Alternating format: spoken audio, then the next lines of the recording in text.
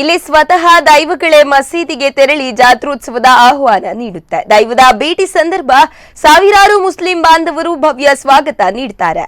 ಹೌದು, ಇದು ಮಂಜೇಶ್ವರದ ಕೋಮು ಸೌಹಾರ್ದತೆಯ ಉತ್ಸವ. ಈ ಕುರಿತ ಒಂದು ವರದಿ ಇಲ್ಲಿದೆ.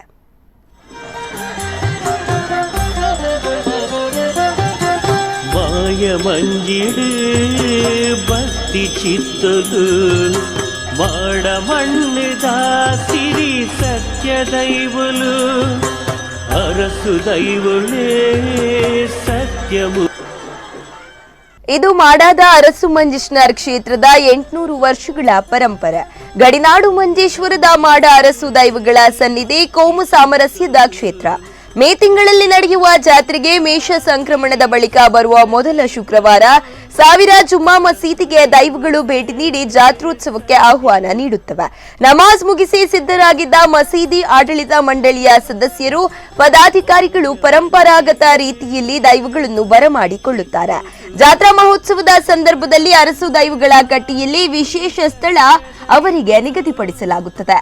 ಈ ಬಾರಿಯೂ ಮಸೀದಿಗೆ ದೈವಗಳು ಭೇಟಿ ನೀಡಿ ಆಹ್ವಾನ ನೀಡಿ ಶತಶತಮಾನದ ಪರಂಪರೆ ಅನೂಚಾನವಾಗಿ ಮುಂದುವರಿಯಿತು.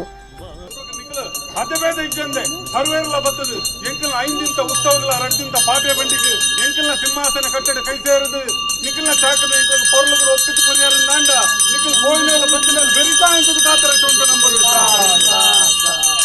ಜತನ